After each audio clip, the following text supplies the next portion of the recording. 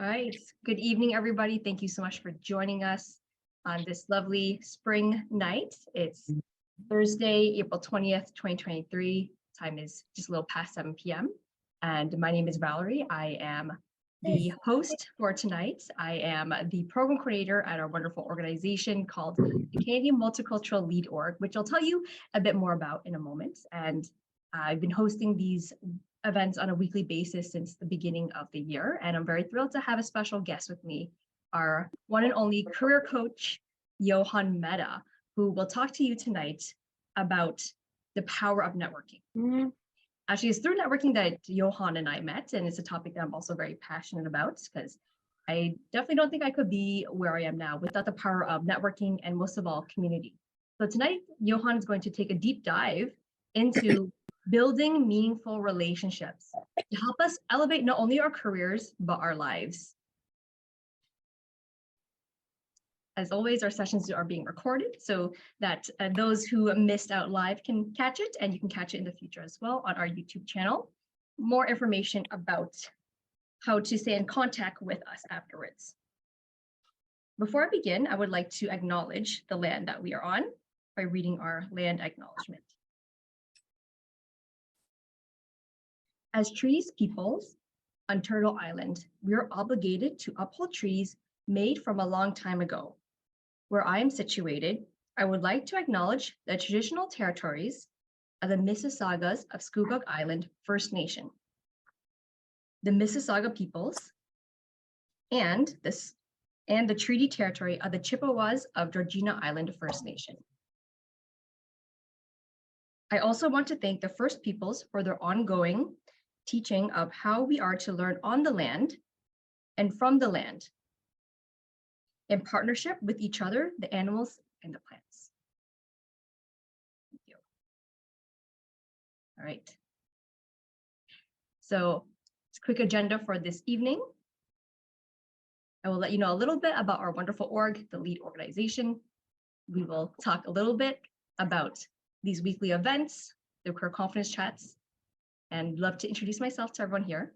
We'll go through our community agreements, then on to our main event with Johan. I'm happy to introduce him to you all. I think most of you know who he is. And partway through our main event, we will also take a time to pause and reflect and complete our post-event survey. Then we can come back and share our little recap. We also want to have a very interactive experience, including with social media. So we will have a social media shout out period during our commercial break as well, where you can give a shout out to RBC Future Launch, who is our main funder and is what makes this event possible. And towards the end, of course, we'll share the recaps as mentioned, and I'll let you know about the upcoming events and ways you can get involved with us at the LEAD org. So a little bit about the LEAD org, which is short for the Canadian Multicultural Lead Organization for Mentoring and Training. It was actually founded back in 2007, so about 17 years ago, by 4 amazing women who really want to make a difference in the community, especially with youth. So we are a registered charitable nonprofit community organization that provides mentoring and training for youths and adults by assisting them in furthering their education via programs, seminars, workshops, conferences, and meetings, and by helping them access pertinent support groups and resources within the community. Our mission statement is to give individuals from youth to seniors the support to develop strategies and tools to create their own success stories. A bit about our weekly events, the Career Confidence Chats. So we are an intergenerational diverse community that meets regularly to support each other's growth. At the LEAD org, we host these weekly events with expert guest speakers, such as Johan, that are designed for community-centric learning, uniquely crafted to help you develop your career at any stage. And it's in these chats that you can learn strategies to help you level up your career with confidence.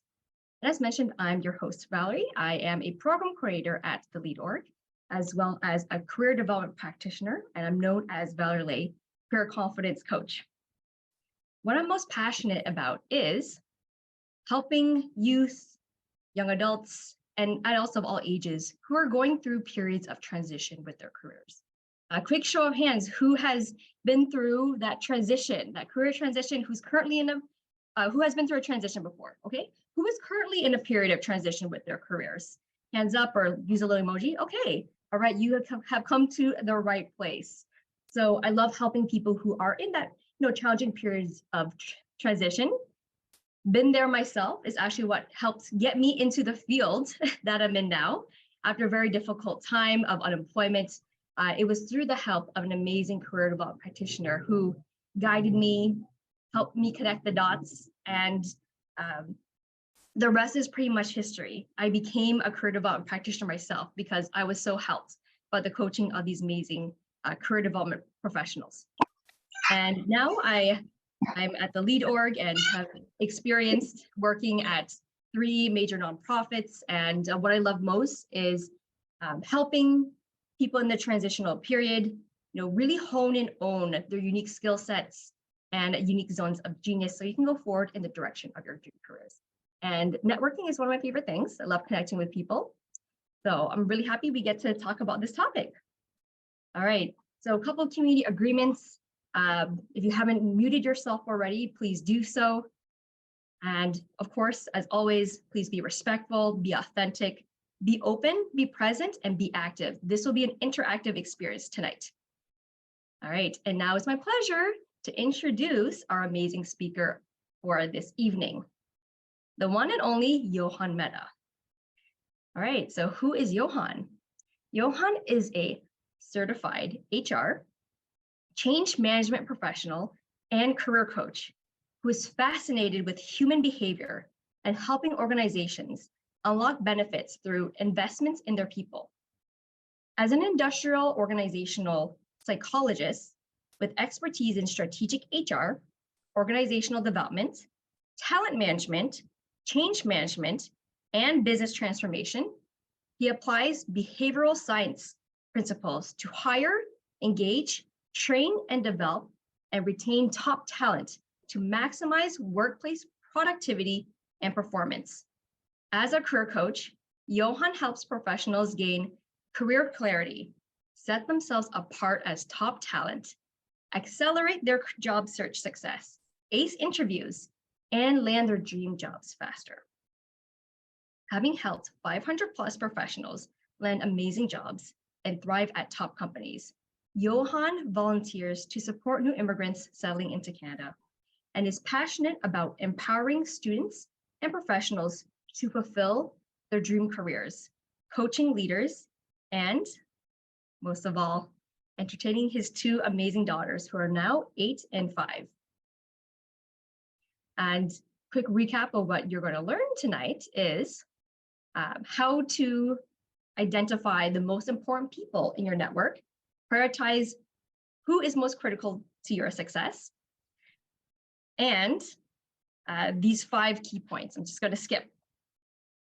He will show you how to understand networking and its importance, discover 10 easy ways to build and grow your network, give you tips for making connections, fostering them, how to find a mentor, and all about mentoring others. He'll also show you how to request informational interviews, job referrals, and staying in touch with connections, as well as transitioning network connections to long-term meaningful relationships. Everyone, please welcome the amazing Johan Mehta. Thank you, Well. Thank you so much You're for welcome. having me on today's show. I am honestly, I feel like a celebrity with so many people attending and, so many lovely familiar faces. I see Doreen, I see John, Alicia is here, Nana is here. Please turn on your webcam so I can Yes, please. get to see you as well. And of course, it'll be nice to have that face-to-face interaction. I mean, face-to-face as much as we can get on Zoom. Matt is over here. Mohi, thank you for joining. Ankita is here. Welcome, Sheila. Welcome, Mary. Welcome, Mukhil. Melanie is here. Hi, Melanie. Hey, Kareem. Good to see you. Nishant is here. Amazing, amazing. Thank you all so much. And please, share your LinkedIn profile in the chat as well. I want each one of you to go back with at least 50 connections before tonight. That's the goal. We've got about 60 participants. So if you connect with, most people, you should go back with quite a few connections. And this is how you get to meet people, you get to expand your network. And that's what the topic for today is all about. So I will share my screen and we can get started. All right. Val, can you see? Yes, I can see. Amazing. All right. So today's topic obviously is on networking. What I am not going to do today is bore you with information on networking that you would have seen, heard, read about. I'm going to talk to you about, the latest and the greatest trends on networking, and more importantly, strategies for networking that actually work. And I'm not just going to say that, based on no empirical data. I will show you data. I will show you my own experience. Any of you can feel free to pipe in as well if this resonates with you, and share your stories as well. Want to make this as interactive as possible. So now, when you think about networking, right, what most people think about is two things. One is meeting new people, right? Most likely people who share a similar profession or come from the same industry or have similar interests, and exchange of ideas and information between them. So this is what most people think about when they think about networking. While this is good, the way I like to look at networking is this. So networking to me is building and maintaining genuine, long-term, and mutually beneficial relationships. Okay, so read this once again, because it's going to play a very important role in terms of your networking moving forward and how we alter your mindset around what networking is and what networking isn't. All right, is this resonating with you? Give a +1. Give me a like, give me a +1, give me a thumbs up if this makes sense to you. So again, it's about friendships. It's about long-term friendships where you're not just getting what you need, but you're also giving. And the giving is more important. And the giving happens upfront before you make the ask and get what you want. Okay. All right. So why is networking important? All right, just want to make sure I have the right one. Yeah, okay, Actually, all right. Johan, can we Yeah. just pause for a moment? I actually want to gauge the audience's confidence level when it comes to Yes. this topic of networking. So I have a poll on Yes. Zoom that I'm Yeah, going to launch momentarily. So I want to gauge what perfect. your confidence levels are at this beginning of the call and afterwards. Right. So it's going to be anonymous, by the way. So 3, 2, 1, I'm going to launch it. Okay. So please answer. Where on this scale of 5 areas do you feel about networking?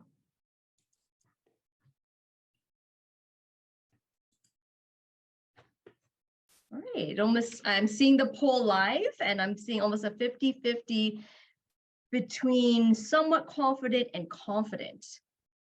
And okay, I think that's almost everyone who's answered. I'm going to close it. Got about 30 seconds. Okay, all right. The poll stopped moving, so I'm going to end the poll shortly. Okay, let's see the results. And share. All right, can everyone see the poll? Okay, I see some nods. Okay, so based on the results, wow, we have a lot of people who identify as feeling somewhat confident. That's 38%. And then people who feel, 29% of people feel confident. All right, so this makes me think of how we can take that somewhat confident category to the confident and very confident category.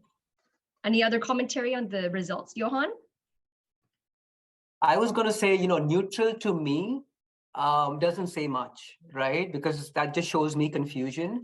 And usually people who are neutral are more towards the negative based on, my work with surveys over the years. So I would say based on this, close to 70% of people are either not confident or just somewhat confident. And I'm hoping that, in the next 1 hour, we will shift that 70% to the lower half of this bar chart over here. So that's the aim, and hopefully we get there. But this is very common. Networking is very scary for a lot of people. Even people who are outgoing, who are extroverted, they feel a bit awkward to talk to people, especially talk to new people who they have not met before, who they have no idea about. So let's try and change that today.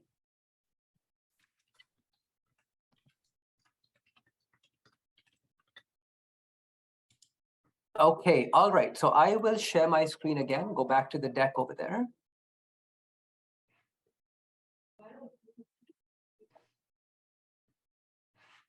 All right, before we get into, the specifics and the tactics around networking, let's all be on the same page in terms of the importance of networking. Now, when a lot of people think about networking, the first thing that comes to mind is networking for the purpose of getting a job, or networking for the purpose of, getting a referral or getting an into getting an interview, right? That's typically what, I've heard a lot of people resonate with when it comes to networking. And that's fine. In fact, research has shown that close to 80% of positions are filled through networking. And this includes recommendations and connections, right? So it's not a bad strategy at all. I mean, majority of the roles out there get filled through connections. However, my challenge to you today is to look at networking not from the perspective of getting a job, not from the perspective of getting a referral, but I want you to think about networking as building a relationship. And that relationship, if fostered properly, leading to what you want, which could be, a referral. It could be a learning opportunity. It could be an engagement. It could be, whatever it is that your goal was for that networking. And getting a job really is a very small portion of what networking can help you with. Here's just a short list. I mean, there are books written on, the benefits of networking, but here's just some of the points which I feel are the top benefits of networking. First and foremost, it increases your access to new information.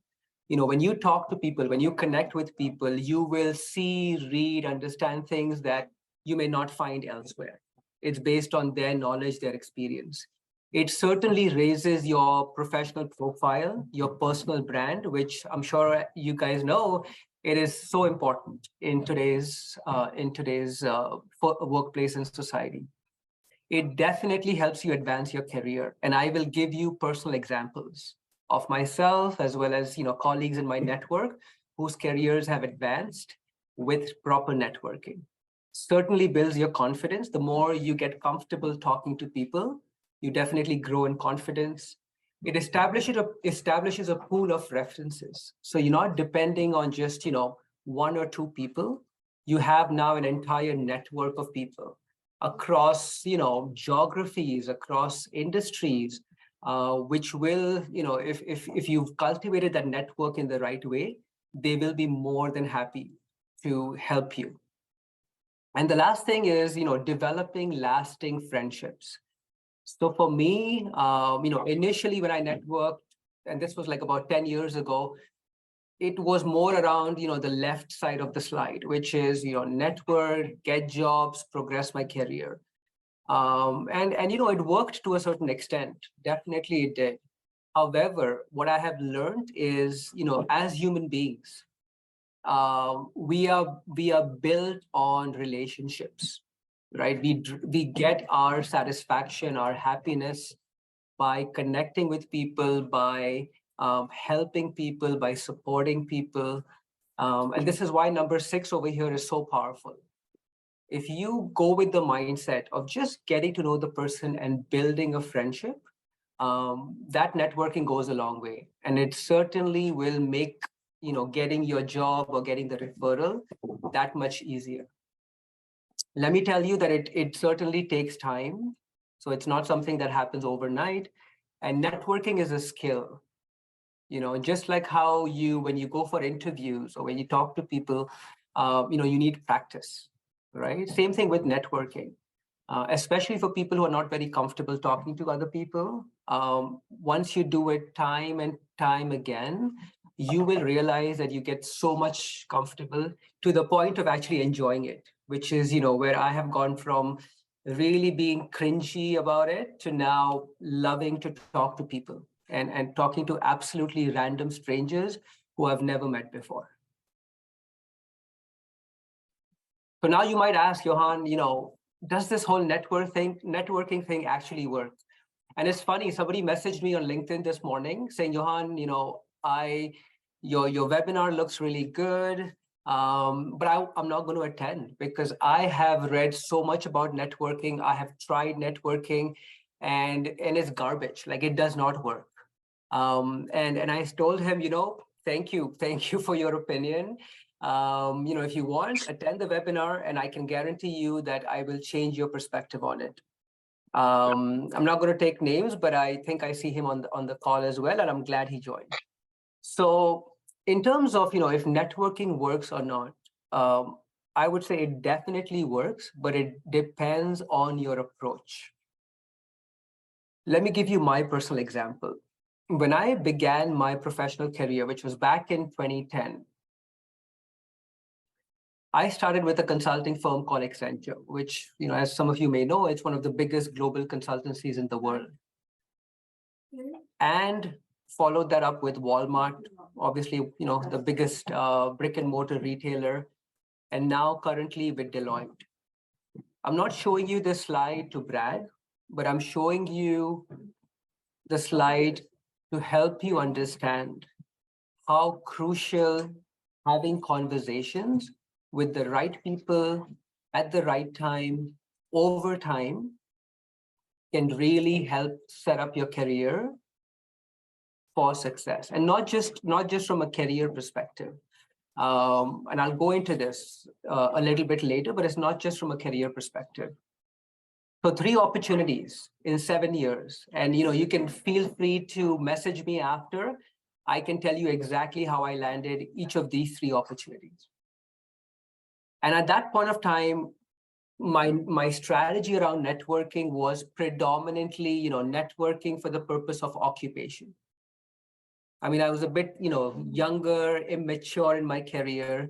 So, and parents of mine had high expectations about me doing well. So my mindset was just networking for the purpose of getting a job. It worked out for me, but this is not something that I recommend. What I recommend instead is this that you see on the right over here. So this is when I changed both my mindset as well as my strategy around networking. And this was just not too long ago, just about 2 years ago. While, I'm still with Deloitte, I started posting content on LinkedIn. I started connecting with like-minded people. I started helping, supporting people, during the height of the pandemic, when there were so many job losses in the middle and end of 2020 and leading into 2021. And as I was doing this, over the next 1.5, 2 years, I received 6 opportunities in a span of just 2 years. Again, all of these are extremely reputable companies. Devant and Is Empower, they are Canada's 2 biggest, ed tech companies helping international students. University of Toronto, I just got a position as an instructor because of networking over there. Career Joy, I just finished a contract with them again as a career coach. And then Achieve and Lead, 2 amazing non-for-profits doing amazing work. And Lead is, where Valerie works, and this workshop is brought to you by Lead. So as you can see, there is certainly power in networking. Now, some of you may be skeptical, be like, Johan, I don't know. I don't believe you. I don't believe you that, all of these opportunities came about through networking.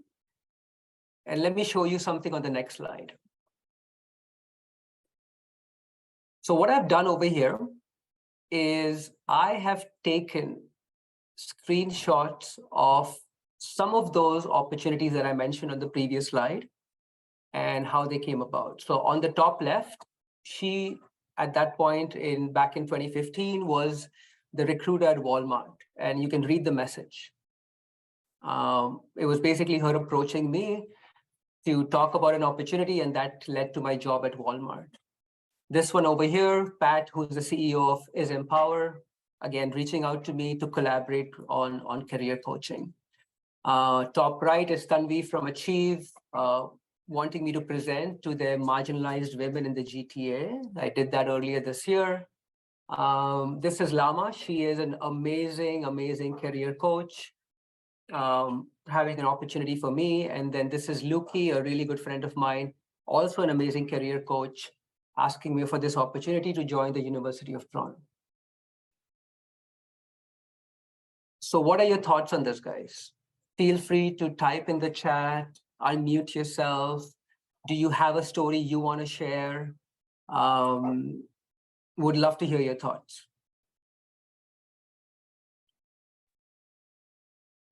I could give an example myself, jumping in.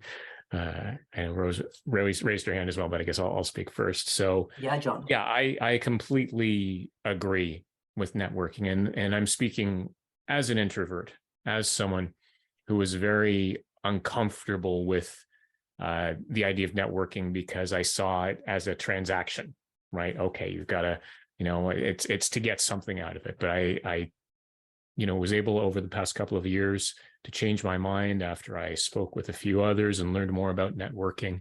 And a number of opportunities have come from that. So I mentioned earlier, I work with newcomers and expats to basically connect across cultures because I focus on intercultural coaching.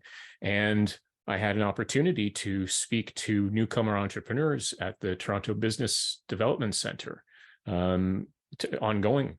And the reason I got that was because I didn't know the person that was in there, but that one of the decision makers put a post on LinkedIn. We're looking for someone who can help with cultural talks and cultural coaching.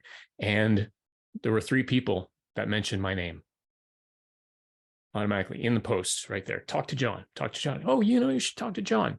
These were all people that I had networked with, and I hadn't gotten, a job from them specifically. I hadn't hit them up to get a job or anything like that, but they knew who I was because I had connected with them and developed relationships with them. And so it may seem a longer process, but it really pays off, I think. And not just in terms of getting a job, but in terms of the relationships that you're getting out of it as well, and it's really, so that's my story. I don't want to take up too much time, so thank you. Thank you so much, John. Thanks for sharing that. And John is an amazing person. If you haven't already, connect with him. He, like he said, he coaches on intercultural workplace relationship challenges. In fact, I was invited by John on his podcast just last month. And again, met him on LinkedIn. And now we are, good colleagues online. So yes, I was just reading through the comments over there. So a lot of people, they agree that networking is good. I see some comments around, networking is not everything. And I totally agree with that. It's not just about networking. Networking is just one piece of the puzzle. It comes down to you, how you show up, your mindset, your personality, your intent, right? Like your purpose behind this. And if you go in with the wrong intent, more often than not, it doesn't work. Human beings are smart. We can detect quite easily if someone's trying to take advantage of us, or if someone genuinely cares and wants to build a relationship. All right, we've got a couple of hands up. We've got Rose. So Rose, I'll let you go first, and then we can go to Ankita after that. Hi, everyone. Thank you so much for having me here. I'm so excited about this event. I've been hyping it up as well. I'm really happy to talk to you, Johan. I wanted to share a little bit about my experience of networking. So just this past week alone, I've talked to 3 different people that I've met through LinkedIn that have given me some valuable insights into LinkedIn, how to, get more kind of exposure on LinkedIn for free, just out of the kindness and goodness of their heart, just this kind of insider information would have probably cost me like over $500 or $1,000 or something like that. But just they did it, and I so appreciate it. And I feel like I just made like new friends.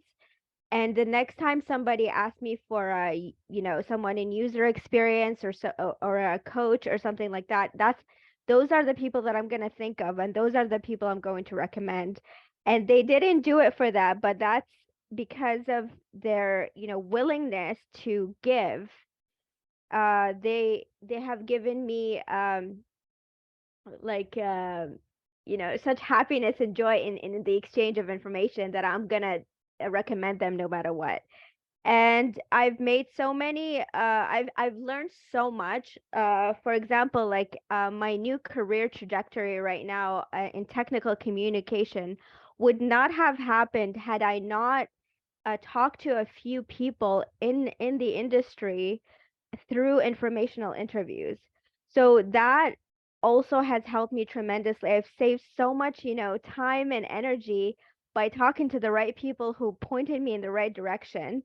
And that has given me new opportunities and a new career trajectory. So I can't emphasize the importance of networking. And like Johan already said, it's not just about what you can get from others. Be willing to give your time, pass it forward. When somebody helps you, help somebody else. And that's how, you build not only a good network, but you build good karma for yourself. So I'll stop here, but yeah, I can't emphasize the importance of networking enough.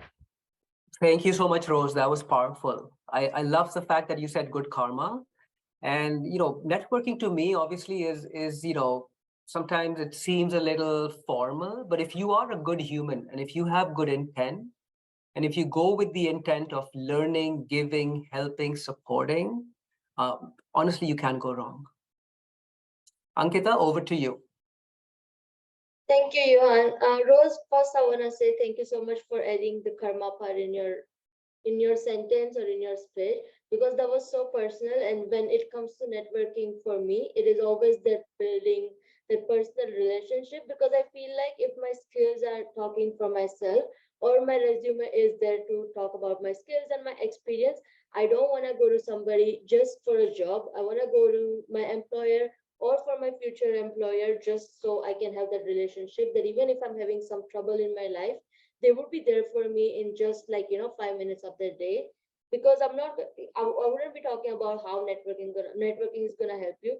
I'm just gonna share a personal experience where I was working with some of my employers in 2018 and 2019.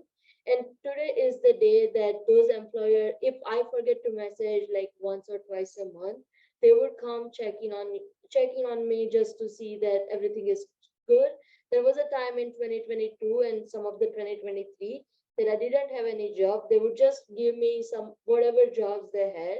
They would just be like, okay, whatever days or hours you are available, just come work here and make for your life, or like whatever your bills can cover.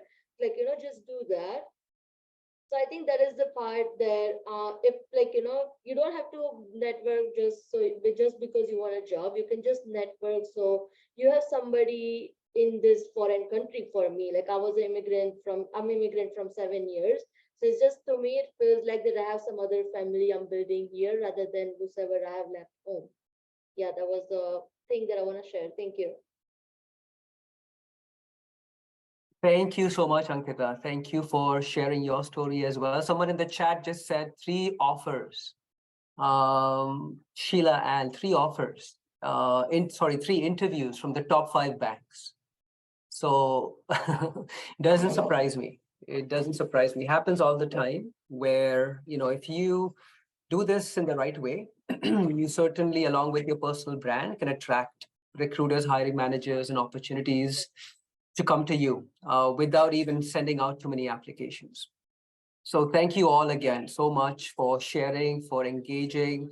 And again, I would encourage you to unmute yourself, turn on your camera, because I know everybody's listening. So I want you and I encourage you to participate, because this is how people will remember you. So I'm going to remember John, I'm going to remember Rose, I'm going to remember Ankita, because they unmuted themselves, they spoke, they shared their story. So I encourage all of you to do the same as well. All right. So moving on, where can you network? A lot of people get very confused about, Johan, I don't know, like we're working from home. I barely go outside. I'm working from home, and I'm lost for options in terms of where do I go to network. Honestly, networking can happen anywhere and everywhere. These are just a few options on the slide over here in terms of where you can network. So anything from a coffee shop to LinkedIn to attending a course, whether that is remote or in person, attending conferences. So we have a very big tech conference called the Collision that happens in Toronto. That's happening in a couple of months. Or even in the grocery store, right? It could even be, waiting in your salon to get your nails done or to get a haircut. I've networked with people in the park while taking my kids to play in the park, and I've met friends who have now become like such good friends, and we hang out almost every weekend, just by meeting them at the park, right? So over here, what the emphasis is on is, there is no limit in terms of where you can network. There are so many possibilities, and with social media, networking has become so much more convenient and easy, especially for people who are introverted naturally. You can sit behind your computer, message people without anyone seeing you, right? Although I don't encourage you to always be behind the scenes, I want you to come and show your face, and because that's how you become memorable to them. But yeah, there's the options are endless. Feel free to type in the chat on where have you networked. Maybe an interesting place that is not on this slide over here, where you were able to network with someone successfully. Maybe at the airport, aeroplane, train, on a vacation.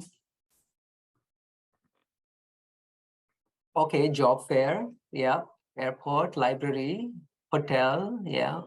Mindfulness event, amazing. Real estate open house, meetup, yes, amazing, amazing. So as you can see, there's both online, offline options, right? For us to get together and network. Mary, you have a question?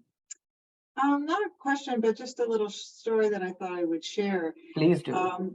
If I was attending this many years ago when I was back in university or just starting my career, the whole thought of networking would just be making me sweat, and I couldn't handle it at all.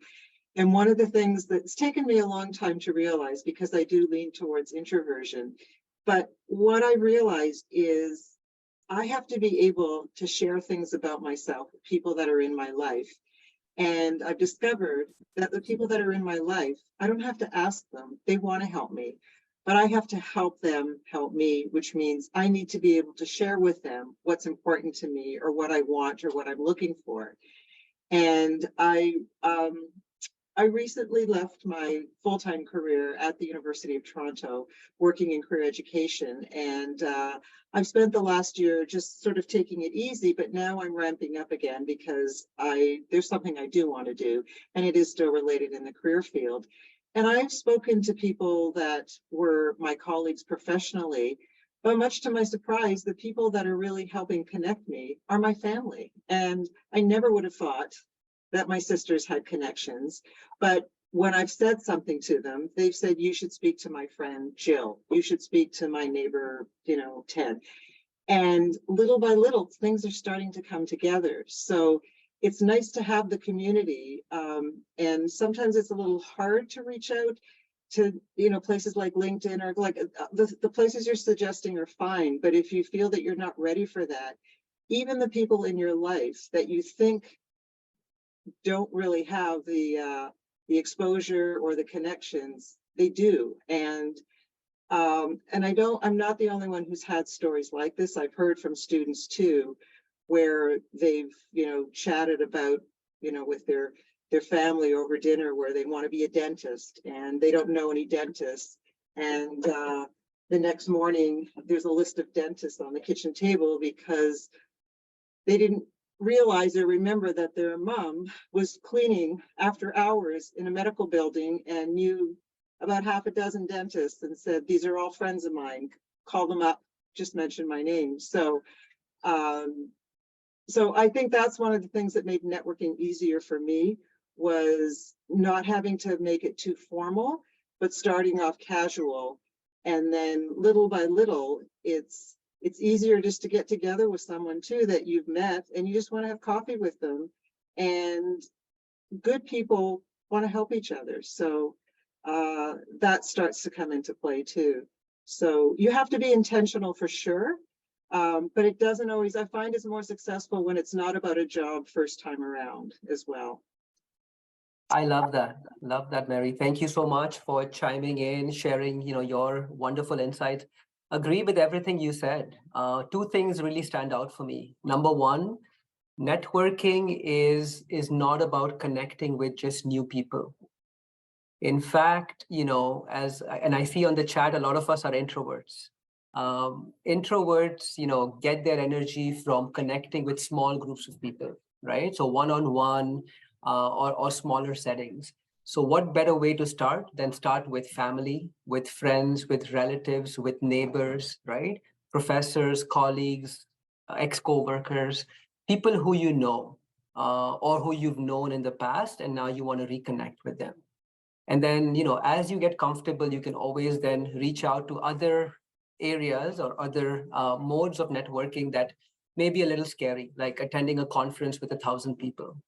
And there are strategies around that as well, right? You can always go with a friend, and that friend will help you make you feel comfortable, right? So do what's most comfortable and most authentic for you, but have good intention and have a purpose, because that will give you good direction in terms of making this work for you. So thank you again, all of you, for engaging. All right. Okay. So we have this slide over here on some of the top networking myths. I mean, there's many, many myths out there on networking, but these are the ones that I frequently see, on posts, on different platforms. So networking is only for extroverts. Absolutely not true. I mean, look at the chat. There are so many introverts over here today, and we are doing an amazing job connecting with each other, networking with each other. So it's definitely not only for extroverts. In fact, as John points out in the chat, I love that comment, John. Introverts can actually, network much better. Why? Because they take the time to listen, and they listen before they speak, and they listen with purpose, and they listen actively. Which again, networking is a reflection of your communication skills, right? And part of your communication skills is active listening, and introverts do an amazing job with listening actively. Networking is a transaction and can feel fake. Again, depends on your mindset, right? If you're going with the intent of it being a transaction, it will be a transaction. But if you go with the intent of curiosity and interest and genuinely looking to meet the person, get to know the person, learn from the person, it's definitely not a transaction. I would call it more of a friendship as opposed to a transaction. And friendships seldom feel fake.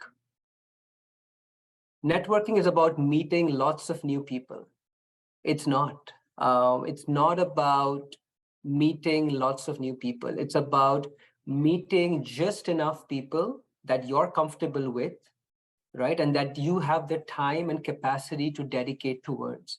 There's no point of, connecting with 100 people on LinkedIn and then talking to only one or two of them, right? It does not make any sense. You rather connect with 10 people and, aim to have meaningful conversations and relationships with all 10 of them.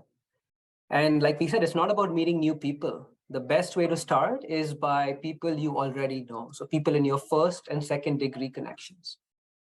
Networking, we've spoken about this, it's not about getting job referrals.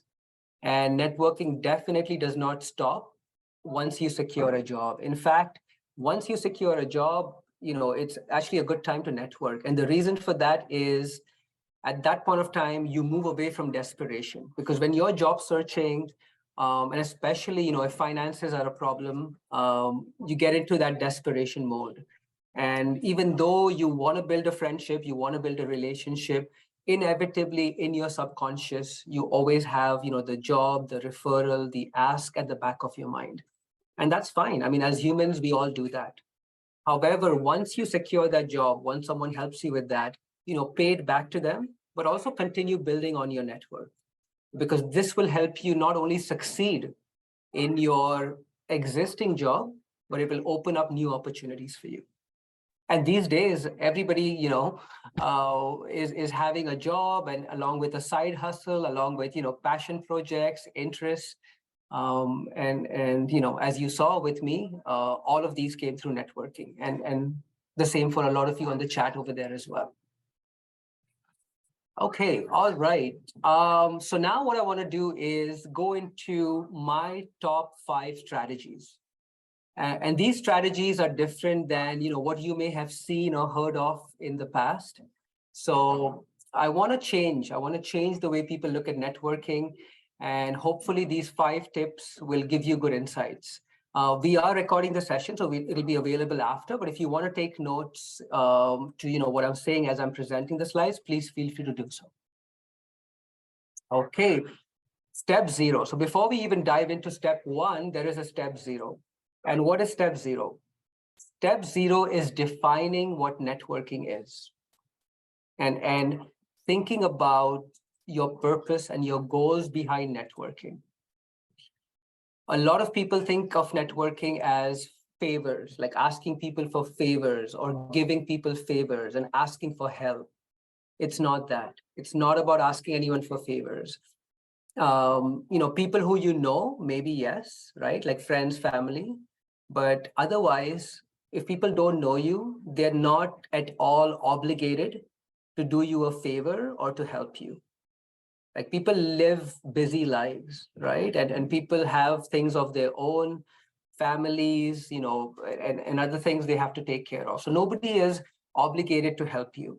I hear all the time that, Johan, I have messaged people, I have messaged recruiters, and they ghost me. Right? The question I ask them is, have you built a relationship with that person? If you haven't built a relationship with that person, the concept of ghosting does not exist. Recruiters are not obligated to message you. If you apply for a job or if you message them, they do not have an obligation to message you. Why? Because you don't have a relationship with them. If you don't have a relationship with someone, there's absolutely no obligation. So what networking is cultivating meaningful connections. That's how I look at it. And for me, my formula for networking is being curious and being caring. And throughout my 15 years of my experience and my professional experience, these 2 things have really been the foundation of how I've built my network, by being curious and really curious about the person I'm going to get in touch with, and care for that person, help that person, support that person. And we'll get into how we can do that even without knowing someone. So I have a few quotes over here, which I'm sure some of you may have seen. So a couple of motivational speakers, Wayne Dyer, I'm sure you've heard of, and Zig Ziglar. So Wayne Dyer says, the more you give, the more you get back. Okay, again, goes back to the karma conversation we had. And I like this one by Zig Ziglar as well. He says, you can get everything in life you want if you will just help enough other people to get what they want. Right? Very powerful. You can get anything that you want in life just by investing your time in helping people get what they want. And I can bet my life that most of us don't do that. And it's not because we are bad human beings, we are selfish human beings. It's because that's how we are naturally wired, right? We're naturally wired to watch out for ourselves, watch out for our friends, our family, before we look at, people on the outside. But if you shift that a little bit, think about, other people, trust me, they will come back to you, and they will come back to help you, serve you in very unexpected ways. And then final one over here. In a world where you can be anything, be kind. At least in my case, the networking that has worked for me has only worked for me because of one reason only. And that one reason was, in every interaction I had with that person, right from the beginning till date, it has been based on kindness. I mean, if people during interactions are, confrontational, rude, disrespectful, then I know to not continue, that relationship, right? But more often than not, if you approach this in the right way, people are extremely nice. And I like to be kind up front. I like to give before I ask. So do you guys resonate with this?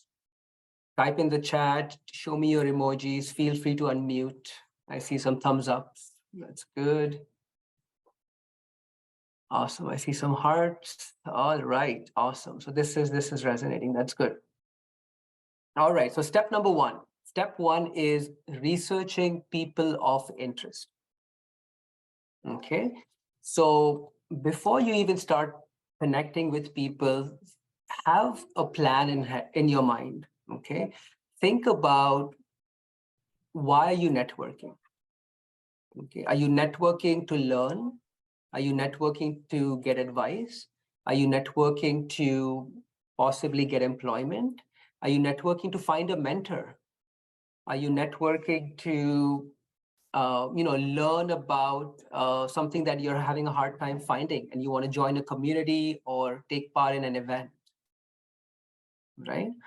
And there is no other better place, in my opinion, to do this research besides LinkedIn. A lot of the other social media platforms restrict information about people, but LinkedIn lets you see everything in terms of their experience, their education, their skills, their connections, their interests. All of it is visible for you, right? And it makes it so much easy then for you to get to know the person without even speaking to this person. So use that to your advantage. And always do your research on the person before you make an attempt to reach out to them. Okay, so extremely important, spending time upfront on researching. Now, a lot of people ask me, Johan, who should I connect with? And again, it depends on your goal. Is your goal to speak at a conference? Is your goal to volunteer? Right? Like, what is your goal? And based on the goal, you find your target audience. So let me give you an example. Let's say you are looking to transition into a new career, right? And you're looking and hoping to connect with people, to learn about them, learn about their role, learn about the organization. So this is where, you would connect with people who are, in the similar function that you want to aspire to get into, or you are already in, right? So if you are in project management, you'd connect with other project managers. Now, there are thousands of project managers out there. How do you decide who should you connect with? I typically recommend people at your level. Okay, so if you are a junior project manager, I would connect with other junior project managers. I would also connect with one or two levels above you. Why? Because these are people who could be your future boss. And what better way to get into a company than to have proactively connected with your future boss? I mean, think about it. If you've had a good, successful conversation with them, you probably don't even need an interview, right? So again, people at your level, people one or two levels above you, and people on that team. So it could be, in a project management team, there could be product managers, there could be business analysts, there could be data analysts, right? There could be a bunch of people. So research, who's on that team and connect to those people. And in terms of, where these people are, I mean, you can find them in groups on LinkedIn. You can find them in your companies of interest. You can connect with people who have graduated from the same school that you have. And that usually gives you the highest success rate in terms of a response. If you connect with alumni who've graduated from where you have graduated, and if we have time at the end, I can show you on LinkedIn how you can use the different filters to search for them. Okay. And also, if you don't find someone with any commonalities, just look at their interests. Look where they volunteer, look where they've worked, and find something. And it's always best to connect with someone who you genuinely want to get to know. Okay, because you will, let's say, your target company is Starbucks and you are into HR. You'll find thousands of people in HR. You'll find probably a few hundred people just in Toronto in Starbucks HR. Now, obviously, you're not going to reach out to all of them, right? So look at maybe like 5 or 10 people and look at the ones that, when you read their profile, you just get so inspired or you're so interested that this person's profile is like, it's just evoking so much curiosity. Like, I really, really want to get to know this person, right? And if you go with that mindset, automatically you'll start caring. If you start caring, automatically you'll start being kind and giving. And that's the perfect way to start a relationship. And if you give and if you're kind, trust me, you will get back. Okay, more often than not, you will get back. It may not happen as early as you may like it to happen, but it will happen. All right, we have a couple of questions. So I'll pause over here. Aurelia, do you want to ask your question?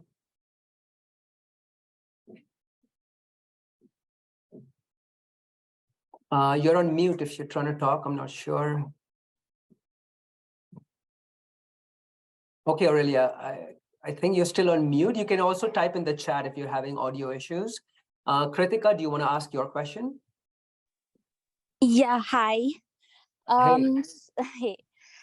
So my question is, like, you were repeating again and again about the caring. So caring is a very generalized term.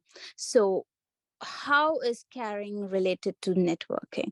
I'm pretty sure caring your friends or your family and all these things are different from caring a stranger.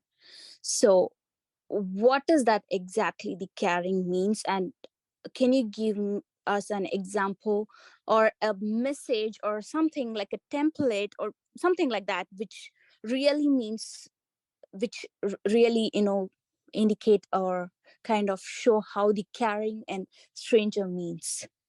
Yeah, I love that question. And I get this question all the time. Johan, how? Sorry, I'm not able to hear you. I'm not sure if others are able. Okay, am I audible to others? Yeah. Okay. Kritika, can you hear me? Yeah, now, yeah. Okay, awesome. So amazing question. Thank you so much for asking that. I No, get it all again, the I time. lost you. Maybe it's me. Yeah, I think it might be your connection. I can type it up later as well, but essentially the way you show that you care, first of all, you have to care genuinely. It should not be pretentious. If it's pretentious, you probably don't want to build that relationship with that person. So caring can happen in many ways. I'll give you a few simple examples. One, just going onto their profile and thanking them for their work, liking something that they have posted recently, showing them that you care by sharing their work. You can also ask them, is there something you can help them with and support them with? Once you've had a few conversations with them. So that comes in many different forms.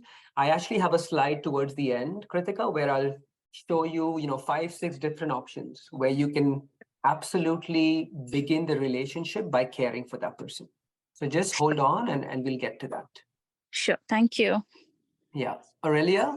Yeah, hi, Yuan. Sorry, I No missed you problem. before.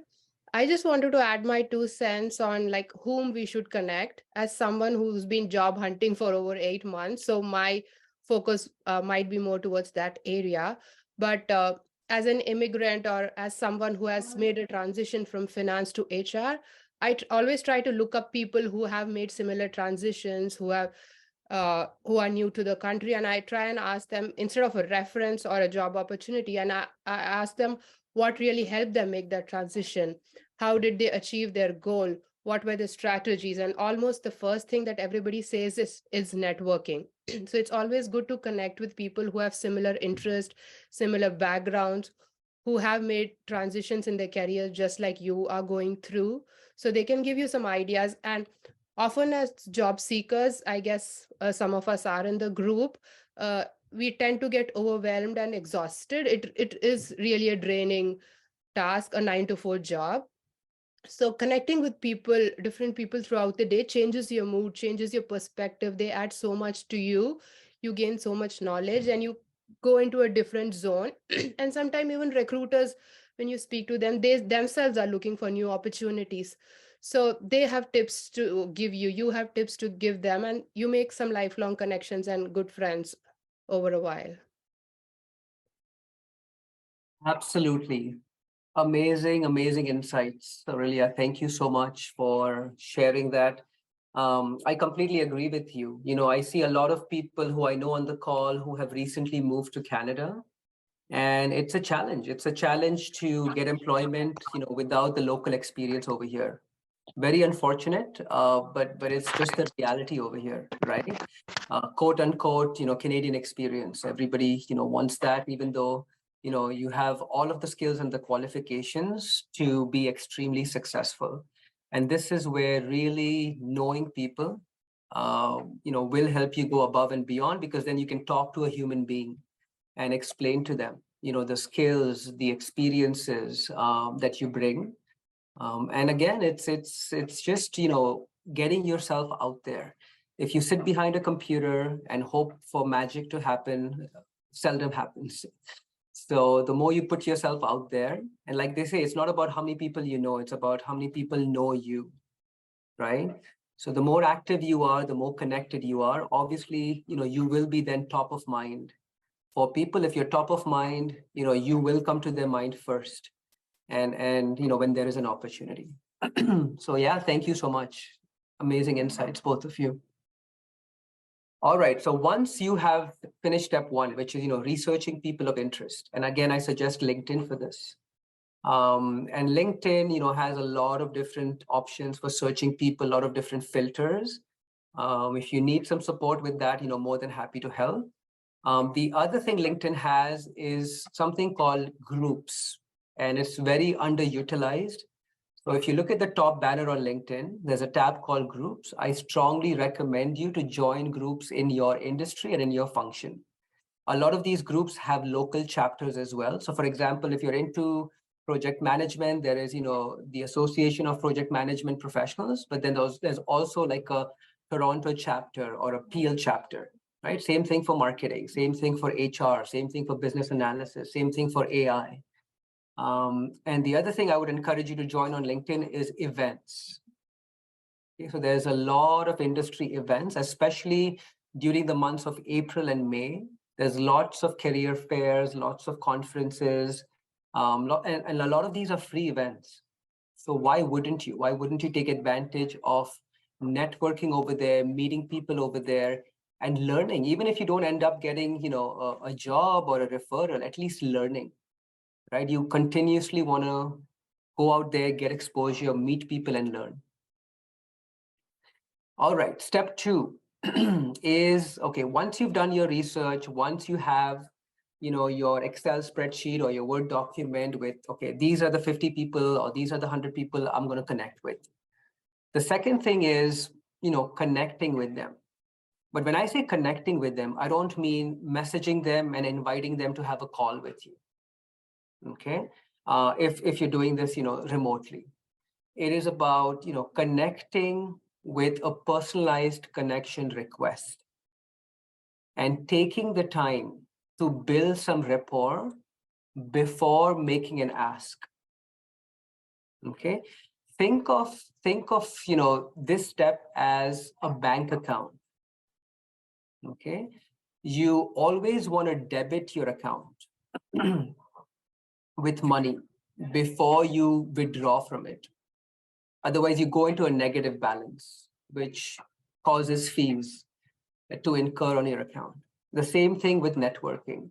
You never want to connect with someone and, ask them for a referral, ask them for a job, ask them for their time, ask them for their help.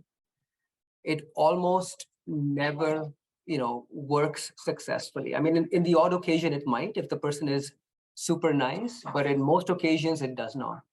So what I recommend instead is take the time, first of all, in step 1 to research and decide if you really want to reach out to this person. And then take the time to build rapport. And when I say build rapport, building rapport through messaging, building rapport through exchange of information.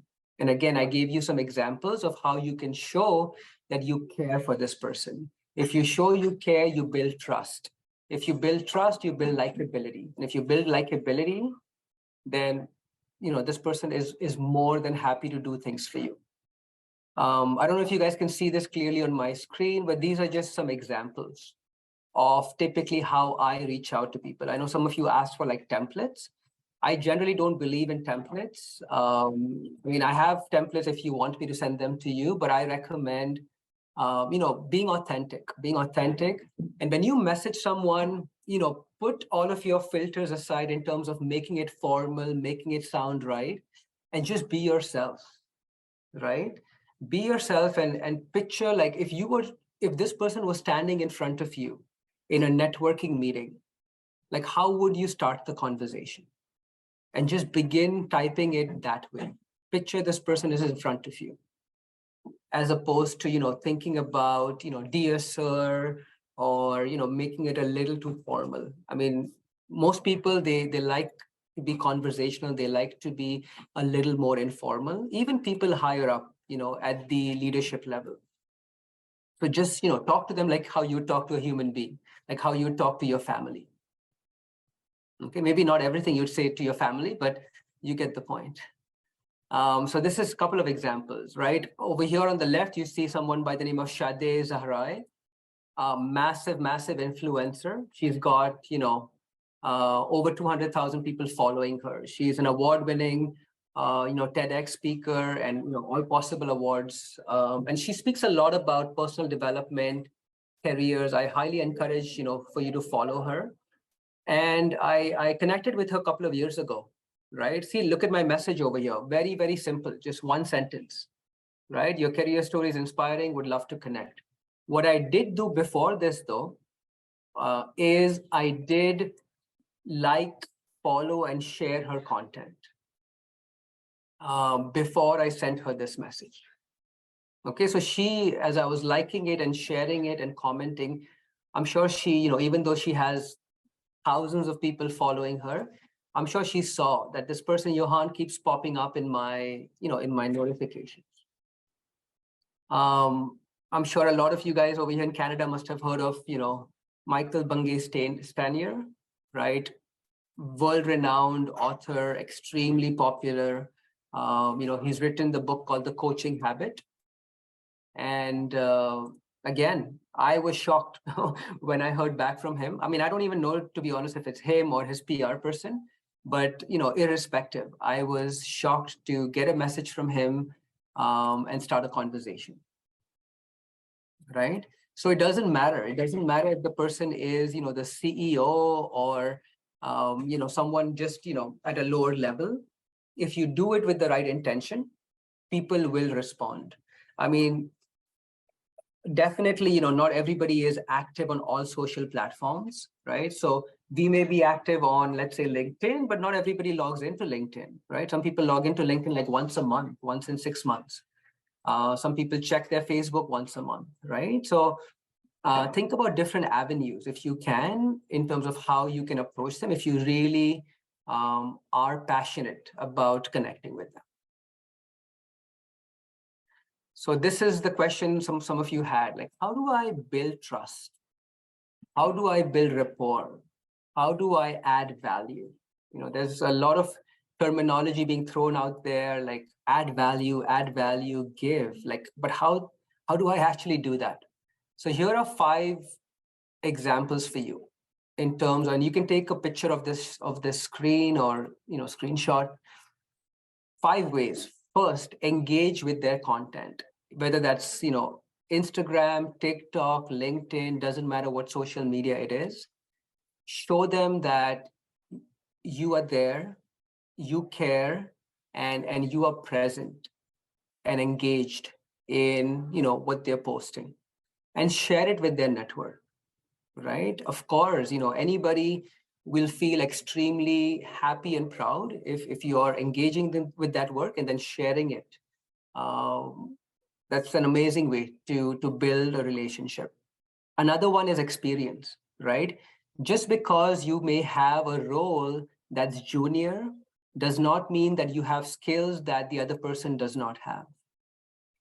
I work for Deloitte, and at Deloitte, there are a lot of people at the analyst level, right out of university, who are, amazing at things like Excel and Canva, which, the Deloitte partners have no idea about, right? Especially the newer tools.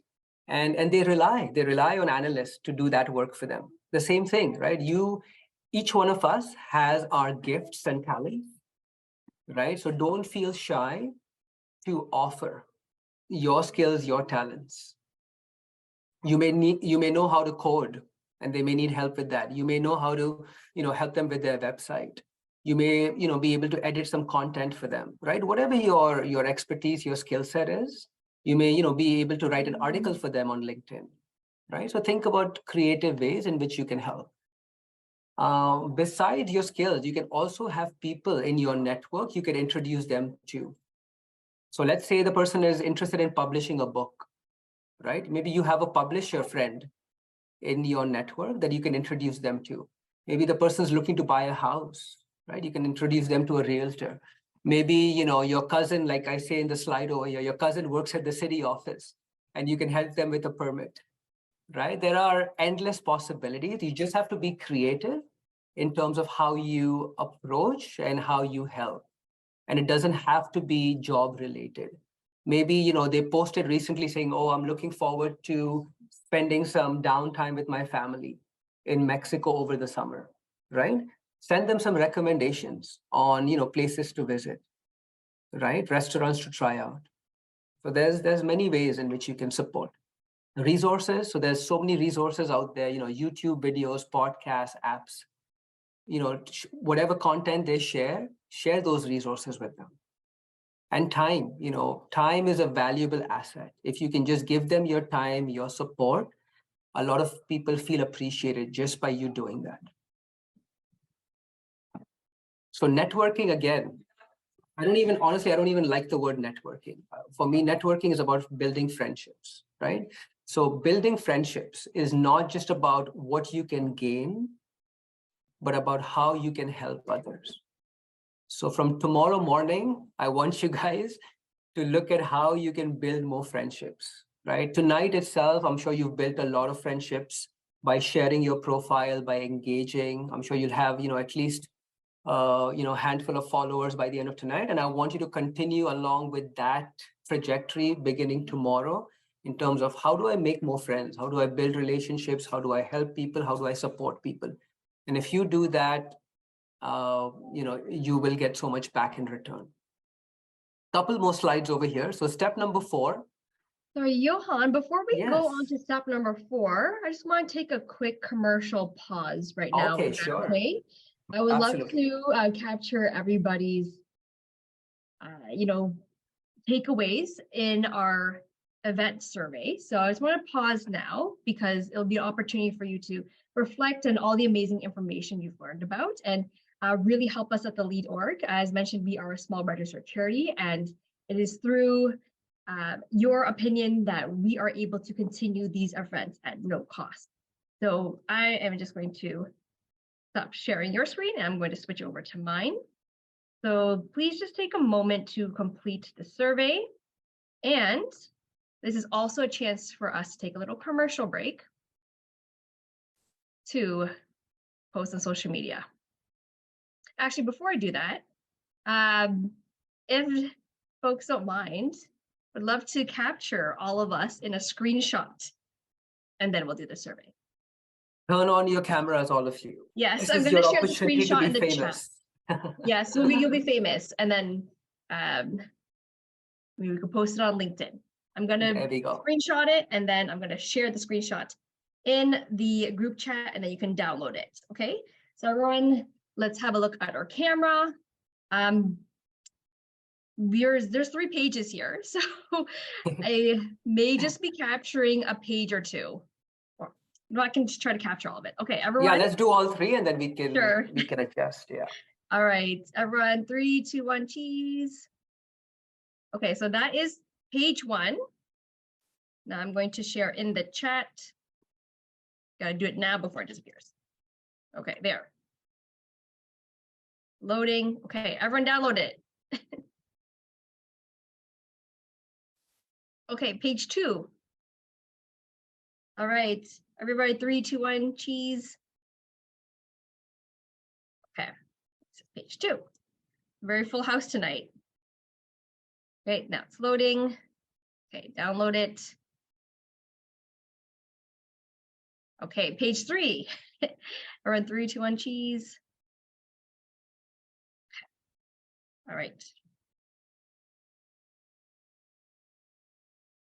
All righty, thank you so much, everybody. All right, now it's time for our survey. Love to hear your opinion. Here is the QR code. So if you prefer to use your phone to answer the survey, here's a QR code. Otherwise, please use the link here. Oops, one moment.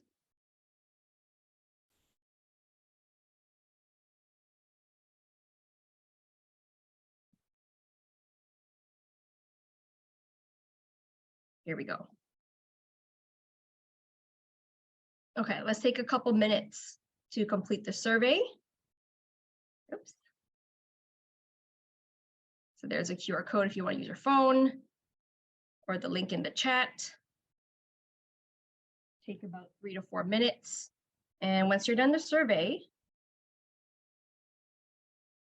I'd love for you to make a LinkedIn post. This is an opportunity for you to network and talk about, how this event went. You're welcome to tag Johan and I in your post as well. Is everyone done with the QR code? I'm going to flip the screen. Okay, seems like it's captured. Please use these hashtags, hashtag RBC Future Launch and the LEAD org. Please use both because RBC Future Launch is going to scroll social media to see what we have been up to at the LEAD org, and we want to show them the great work so we can continue receiving funding from them so we can have these amazing free events for everybody in the community. Thank you. I'm just noticing the time. It's now 8:25. The event has been scheduled to 8:30, but I am available to hang back longer for those who want to continue the conversation. If Johan, you're okay with that, we have a few more slides to get through. So yeah. I'm fine Yeah. to go all the way up until 9 p.m. even. For those, if you have to hop off, don't worry, we're going to send the recording to everyone who registered through Zoom. But for those who want to hang back, we will be here. Awesome. Thank you. Well, so yes, please highly encourage all of you to post about this event. There's been a lot of traction in terms of, people viewing and engaging on LinkedIn, and you never know who's going to look at that post and reach out to you. So highly encourage that. I know we've got 5 minutes. I want to be respectful of people's time. I've got only a couple of more slides. It's not so much about the slides, though. It's more about the conversation. So I will quickly show you what I have, and I want to spend, a couple of minutes at the end for people to have the opportunity to ask me any questions, anything that they're struggling with from a networking perspective, from a career search perspective, applications, resumes, interviews, any of that. I am here to support and answer your questions. So I'll just go back quickly to my slide deck, show you quickly what I have. And if you want, you can capture screenshots as well. But I just wanted to show you. So over here, people ask, Johan, how do you reach out to people? What do you tell them, right? I showed you in a couple of previous slides, my typical first message. It's always about praise. It's always about kindness, showing that I care. And if I want to get someone's time, you have to earn someone's time. You can't just tell people, give me 30 minutes of your time or give me 20 minutes of your time. Once I have engaged them in a conversation, showing them, I genuinely want to get to know them and I care about, their journey, their role and the work they're doing. These are some sample messages that these are very, very influential people. Caitlin Richards, one of the top career coaches in the US. Again, hundreds of thousands of followers, right? I was surprised when she responded, let alone, accepting my invite to have a call with her. And then Lama Yunus, who is basically, I showed you her picture in a previous slide as well. She's the one that got me the role in one of the organizations. And again, extremely popular career coach who was able to connect with. And there's my daughter coming to say, time to go. All right. One last thing I want to say, which is step number 5, and this is the final step. Networking is, and the analogy I want to use here is hunting versus farming. When you network, you're farming, and farming involves, giving your plants sunlight, water, nutrients, fertilizers, and which obviously takes time, right? When you plant, you don't get flowers and don't get fruits right away.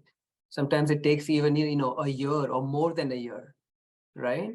Hunting, on the other hand, is very transactional. It's, a one-time thing. And I would encourage you to also keep this in mind. In addition to everything we've said, keep the hunting versus farming in mind when you connect with people. And I know it sometimes can get frustrating because it takes time to wait for the person to respond, schedule time with the person, but trust me, in the long term, it's worth it. Okay. Informational interviews. I don't want to get too much into this, but absolutely, when you've connected with someone, this should be your goal. I don't even like to call it informational interviews. What I like to call it is curiosity conversations. Okay, so these are curiosity conversations because you are genuinely curious to know about them, their journey, their story, their role, their organization.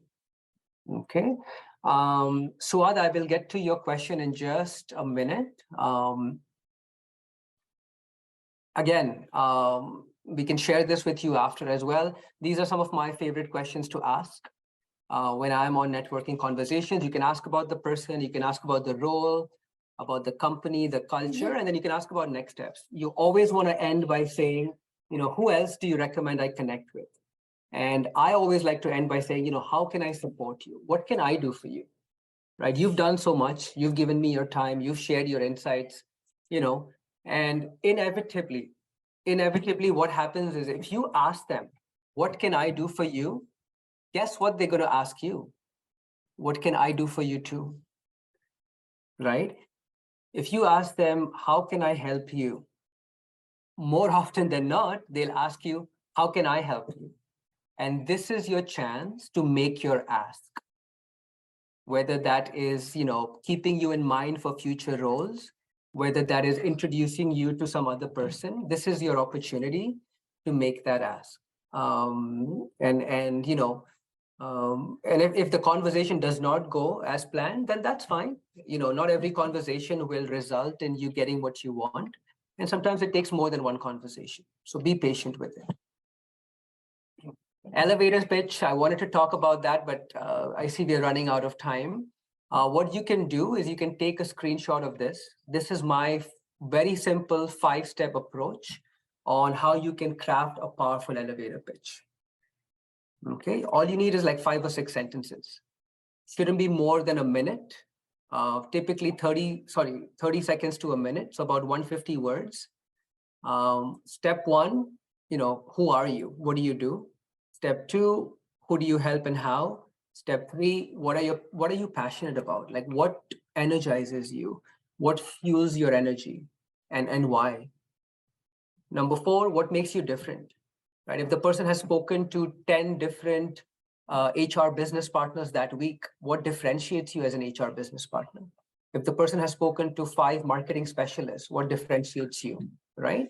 So again, very important to showcase your value over there, and then be very clear in terms of what you're looking for next and how they can help you. I don't think we have time for this, but if you'd like, you can always record an elevator pitch, send it over to me on LinkedIn. I'd be more than happy to hear it out and give you feedback.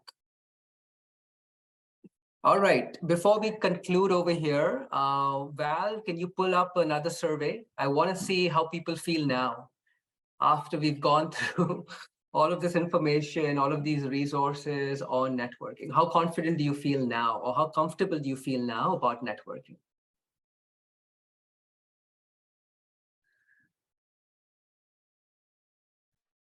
Right, I just launched the poll.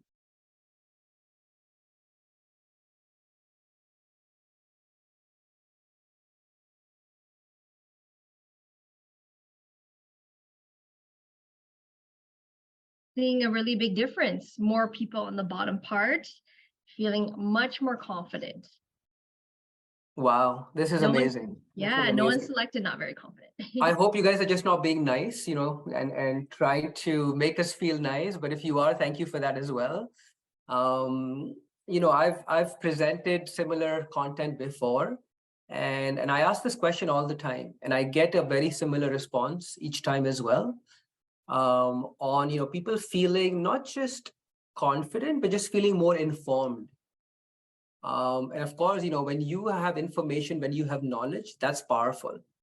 But it becomes even more powerful if you can apply that knowledge, put that knowledge into use, into action, right? So now you know what networking is, you know why it's important, you know the importance of building long-term relationships. So, when we end this call, right, take 5 minutes to write down what is it that you're going to do differently beginning tomorrow. Because once you log off the computer, you're not going to remember half the things we spoke about today. And, as the days go by, taking action becomes even more difficult. So my request to you is take like 5 minutes to write down what you learned from today and think about what is it that you will do differently. Because if you do the same thing and you don't get results, I can assure you, if you follow at least 1 or 2 of the steps that I showed today, you will get results. And if you don't, reach out to me. I am willing to guide you and coach you until you get the results. Okay, all right. That is all I had for you for today. And I will, I know we are over time. If you have to go, please do so. But I'm around for the next few minutes to get any thoughts, any feedback, reactions, questions, again, on networking or even outside of networking. Happy to help. Okay, Mukhil, we have a question. And sorry, we had a question before from Suad. So Suad, I'll let you go first because you had your hand up. And Mukhil, I'll let you go after her. And then we can have Nishant go after that as well. Thank you, Johan. It's a great session and very knowledgeable. I'm going to be quick. I do have one insight and one question. The insight, I would really like to get your opinion on it. So when I try to connect on LinkedIn, I usually don't like to have the open to work logo. I feel when I'm trying to connect, it kind of shows that I'm desperate for a work, or, I'm trying to connect just because I'm looking for a work. So there's another way in the setting actually to let know the recruiters that you're open to work without having that open logo for the public. And my question to you is, so let's say, I try to reach out to one person and then I haven't received a reply. Probably I would never receive a reply, but would you do a follow-up? That's my question. Yeah. What do you think, Suad? Should you do a follow-up? I would say I wouldn't. I haven't, but I'm just curious to know your opinion. Who over here thinks a follow-up is required? Show me your emoji, like hands up or, yeah. So I see a lot of people putting their hands up.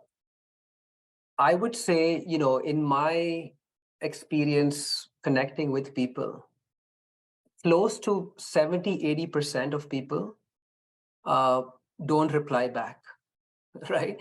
You'd be surprised. People are busy, people have other things going on, or they genuinely forget, especially hiring managers, recruiters, they have so much going on for them. Always follow up. Don't take it to heart if someone doesn't reply back to you, right? You should never take any of this to heart, right? Because you never know what's happening on the other end, right? They may be going through a serious health condition, right? They may just have had a bad day. They may have, a sick child at home, right? It's hard to say.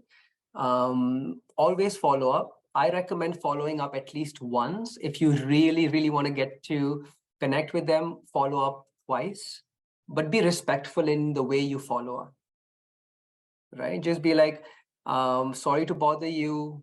I just want to send you a friendly reminder to see if you got my previous message. Would love if you have a minute to get back to me. If not, that's perfectly fine too. Have a wonderful day. Right? So yes, always follow up. Okay, Mukhil, what's your question? Hi, Johan. Thank you for the session. I just wanted to share my insights, and also I have a question. In the starting about networking, because I never used to feel okay to ask people help, and I used to think that no, I don't think networking is for me. Maybe at least if I meet the person in physically, so it would be okay. But then through a chat, it feels very awkward. So at least today I understood that it's more of developing, and that hunting and farming differentiation brought through okay, this is the concept that I have to do, because I try to ask them, I try to look for them, will they provide me a job? And if they don't reply, maybe in the next day, I feel okay, I feel dissatisfied. But then I think I'm going to try the different approach on first making a connection with them. Actually, they aren't indebted to me, right, to actually give me a job or do anything, unless if they're my friends. So it really, really did make sense. And the question that I had was, whenever I reply, or as Saud has told, whenever you follow up, I do feel scared of people to connect with people, because most of the people have a lot of degrees and all of these things that they've accomplished more than them. So I feel okay, would it be too annoying to talk to them? Maybe I'm disturbing their time. So yeah, how would you have a different perspective about that? So the way that I used to be the exact same, right? I never used to reach out to people, who were managers, directors, VPs before, because I felt like, these people are super busy, right? They obviously don't have time for someone like myself. And it took a lot of, courage, resilience, change in my mindset, my thinking to get over that. And I'll tell you what helped me. There's two things that helped me. One, just thinking of the fact that they are also a human being. They have, the same mind we have, the same heart, the same body, right? The same emotions, thoughts. So they basically another human being.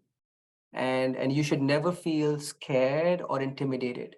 What's the worst that can happen, right? They won't respond back to you, which, it's not you're in any worse position than you were. If you don't reach out, they haven't messaged you. And if you do reach out and they don't message you, again, they haven't messaged you. But at least you've tried. At least you've given yourself a chance. So that's number one, is to think of them as just any other human being. In fact, I messaged the CEO of Walmart just 2 weeks ago. I heard her on a show. So for those of you who know, on LinkedIn, there's a person called Andrew Seaman. He does a lot of career-related lives, and he invited the CEO of Walmart to present over there. I reached out to her saying, I loved what you shared. Again, didn't believe that she got back to me, and she actually wrote some really kind words. So don't feel intimidated about that, right? Just reach out. The second is, these people were in the exact same position that you are in right now, right? So they also started their career from, where you might be starting your career, right? And if they are people who are, egoistic or arrogant and they don't respond, you're actually better off not getting a response from them, and you're better off not having them in your life, right? But if they are good leaders, if they are good human beings, if they respect the fact that they've gone through a similar journey, right? They will reply back to you. And those are the people you want to meet, talk to, and work for. I hope that helps. Oh, yes. Thank you. Thank you so much. Yeah, it really does make sense. Yeah, thank you. Yeah, no problem. Nishan, what's your question?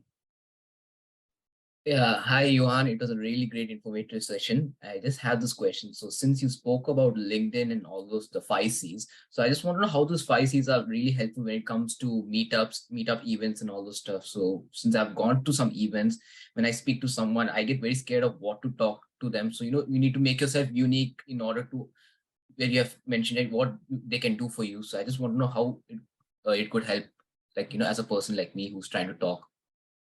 Yeah, I think human beings, we all go through that mindset of being, nervous, especially around people who you haven't met, right? And honestly speaking, I work with executives, and some of these executives, you won't believe it, go through the exact same emotions when they meet with other executives or, board of directors, right? So it's a human thing that always, will constantly happen. Again, it goes back to your mindset, right? I would say, when you go into like a big conference or, big event and you don't know anybody over there, right? Start small. So maybe start by connecting with one person who's sitting next to you, or one person who is grabbing coffee at the same time as you before the event starts, right? Okay. Or one person who, it looks familiar, he looks familiar, or she looks familiar, or they have a badge and, they have an interesting name, right? So find that one person. When you talk to that one person, you will gain some confidence. And then as you gain that confidence, that will then help you gain more confidence by talking to more people, right? Okay. One thing I like to use is genuine compliments. So I will say, the way you dressed looks amazing, right? Okay. Your shoes look amazing. Like I like belts. So, when I see a guy with a good belt, I say, that belt looks amazing on you. Where did you get that from, right? Okay. And I've seen, ladies do the same thing. Oh, that makeup looks nice on you. Oh, what color is that lipstick? Oh, those shoes, where'd you get that from? So as simple as that, human beings love to be complimented. Yeah. Right? Yeah. So start with that. Start by complimenting people. Great. Right? That will make them smile. That will make them open up to you. And that just eases the conversation. Sure. Great. Thank you, Hadia, for the recommendation. Yeah, amazing book. Humble Inquiry, The Gentle Art of Asking Instead of Telling. Yes. Sure. Have a read. Have a read of that as well. Thank you, Nishant. Madhumita, you have a question as well?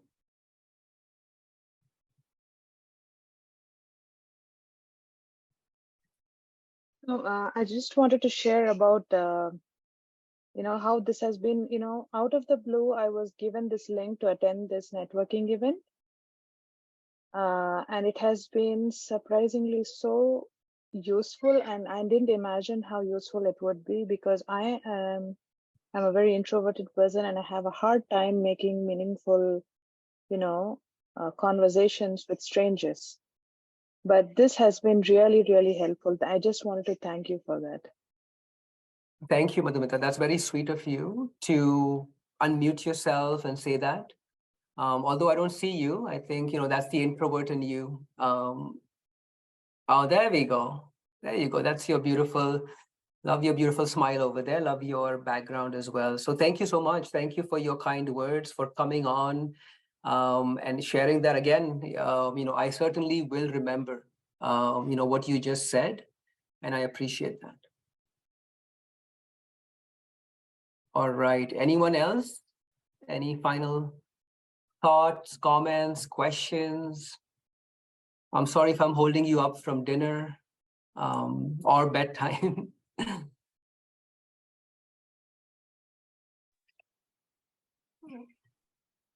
Okay, Jija, you have your hand raised, so I'll let you ask. No, I just wanted to share, like Madhumita shared, out of the blue, I didn't expect that message coming in today, and I had not gone through your post. But when I got that and when I attended this, it really made a difference. So thank you so much to you, Yuhan. Yeah, thank you, Jija, for coming. It was Jija who shared the link. Okay, so there you go. See, like friends of friends coming, right? That's amazing. I shared it with someone in my network. He works for RBC, and he shared it with a bunch of recruiters working at RBC. So they have a group of recruiters. So again, I don't know them personally, but I'm sure there were some recruiters, or there are some recruiters on this call as well, for those of you looking for jobs. So again, just connect with everyone's LinkedIn, whoever posted their LinkedIn. Who haven't, I would encourage you to post your LinkedIn, and then create a post on this, or share something in terms of what you learned, and trust me, you will get a lot of people coming to your profile if you do that. All right, we have 2 more or 3 more questions. So Gnana, I think that's how you pronounce it. Sorry if I didn't say Yes, that right. that's correct. That's correct, Johan. So I just wanted to say that this event is an eye-opener for me. I've never thought of networking as a way to give it to others. I've always felt like it's to approach recruiters to get a job or for a coffee chat. So this was really helpful. In fact, I heard about this because of networking. One of my friends saw your post in people group, and then he shared it with me so that I could attend this to help me grow in my career. So this is a great step towards networking. Thank you so much for this. Amazing. Wow, that's amazing to hear, Gnana. Thank you so much for sharing. Harita, you want to share something as well? Hi, Johan. Thank you so much for this wonderful session. Since past 1 week, I was waiting for this session excitingly. And for someone like me who is so introvert, I always used to overthink before networking with someone. But after attending this session, I would like to say that my takeaway is it's not about, as you mentioned, it's not about networking. It's always about building good relationship and in fact friendship. So now for the someone like me who is so introvert, it would be really easy for me to build a good friendship with the people to whom I can help, and yeah, build a good relationship. So really thank you so much. I love that, Harita. Thank you so much for joining. And I love the fact that you've already put into practice the things we learned today about looking at this as building friendships. And some of these friendships, honestly speaking, will last you for a lifetime, right? You may have friends in your world right now who you keep in touch with once in a while, but sometimes these online friendships, professional friendships that you build, will be even more meaningful and powerful than the ones you have with your existing, friends. Thank you. Absolutely. Thank you so much. Most welcome. Amir? Yes, thank you so much, Johan. Actually, I couldn't have this chance that I speak with you directly, and we have connected in LinkedIn several times, but couldn't find this chance to have it this. And I want to personally thank you, because I do believe that you do all these steps that you mentioned in this presentation directly one by one, which is great and give the lots of the positive energy to me every time. And this is my experience that one of my best friends and my best clients in my life is coming from LinkedIn and this kind of the communication and the connection with the people, which is great. And just I want to say that thank you. And I hope that we will be keep in touch and find the new opportunities to talk more. Absolutely, absolutely, Amir. I respond to every single message I get on LinkedIn. Whether that is 50 messages, 100 messages, or 0 messages, I get back to every single person. It's just the way I've been raised, and that's part of my ethics and the way I operate. It is great, and I appreciate it. Thank you. Yeah, most welcome. All right, who else has questions? I see Davinder, Bindu. Feel free to unmute and share what you want to share, please. Davinder, you can go first.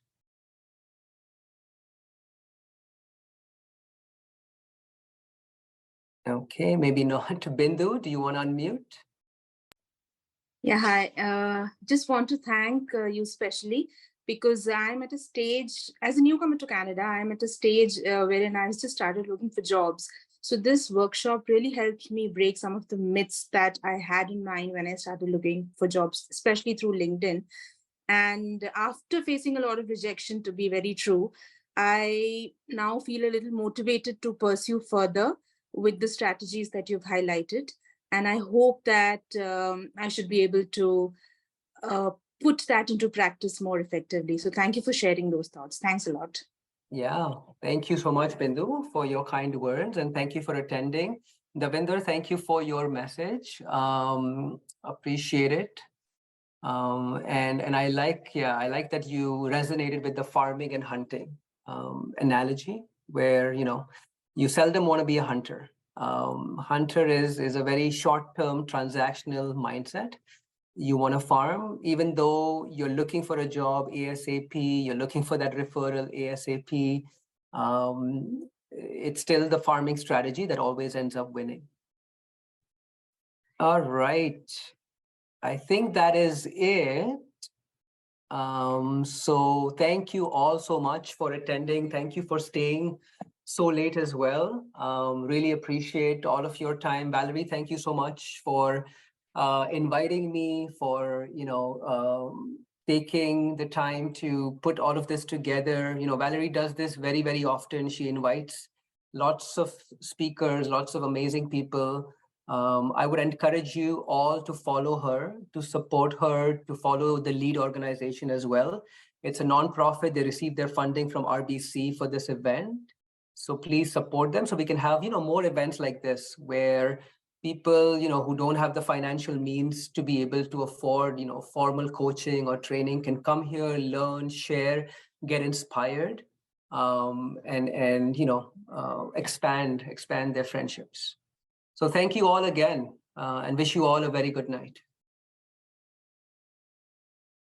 Thanks so much, Johan. I just want to make a couple of quick announcements. Speaking of events, we have an upcoming event with a special young lady that I had the pleasure of mentoring. And we are going to have a talk next week. So tonight was a bit of an anomaly. I usually host these events on Wednesday nights, always at the same time, either 7 to 8 or 7 to 8:30. And I have an amazing young woman, as mentioned, Arnel Larby. She is a youth mentor and currently studying her master's degree in counseling psychology, and she's going to talk about authentic alignment. So I would really appreciate if you can come out, support us, support Arnel, and really learn and grow together. It's going to be Arnel's first of many talks, and as mentioned at the LEAD org, we help a lot of youths. And one of the things I love to do, like Johan mentioned, is pay it forward. So I have many amazing mentors who help me expand out of my comfort zone, encouraging me to speak. And I love paying it forward, allowing youth that I really see the talent in the opportunity to launch their careers. And one of the ways is I love to put them in front of the audience to share their story and create a workshop. I love creating opportunities for people. So please feel free to join us. And as mentioned, we also work with seniors. We have an amazing intergenerational program that links youth, adults, and seniors together. And it's going to actually be happening online, but also a lot of it will be on site at a seniors home called Shepherd Village. If anyone's familiar with the Asian Court neighborhood in Scarborough in Toronto, it's at the corner of Kennedy and Shepherd. And we are going to host some amazing intergenerational events so that youths, adults, and seniors can learn from one another. The seniors who live at the home, they're really amazing. And we will, be able to do an amazing knowledge exchange. The seniors have so much amazing lived experience. They're going to share that with the youths, and then youths can also help them with things like tech, financial literacy, preventing financial abuse or elder abuse. Like, we're going to talk about those topics. So more information to come. That's going to be especially active this spring and summer. And for those in the audience who are between the ages of 18 and 30, thanks to RBC Future Launch, we will be hosting our 5th career camp. This is one of my favorite programs to run. I will be the host and facilitator. I will be leading many of the topics during the 6-week camp. And during the 6-week camp, we are going to go through a variety of different topics, such as networking, personal branding, your skills and values, and how to present ourselves to the world through interview skills. And it's one of my favorite things to run. So at the end, youth will have the benefit of really knowing who they are and putting all those puzzle pieces together so they can go forward in the direction of their dream careers. As mentioned, this is our 5th camp, so really happy to promote it to everybody again, and I can't wait to run it. So if you are between the ages of 18 and 30, don't have to be specifically in the GTA area because we are running it online, or know anyone in the 18 to 30 age range who could really benefit from career coaching, they are welcome to join, and it's at no cost. All right, so one last announcement, please follow us on social media. We are on Instagram at CanLead.org, Twitter, and YouTube. So you can find this recording in the near future. But for all of those who registered through Eventbrite, I will send a follow-up email with the link to this recording. Right. I see one hand up. Devinder?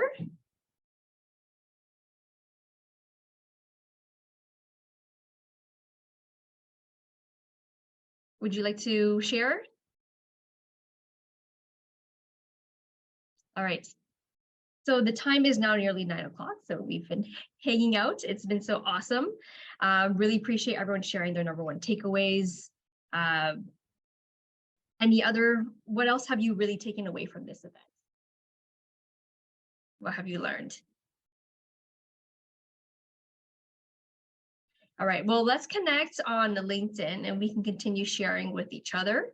And I hope to host another event with Johan in the future. It's been such a pleasure.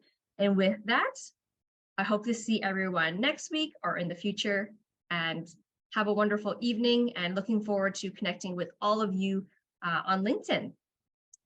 See you online. Bye, everyone.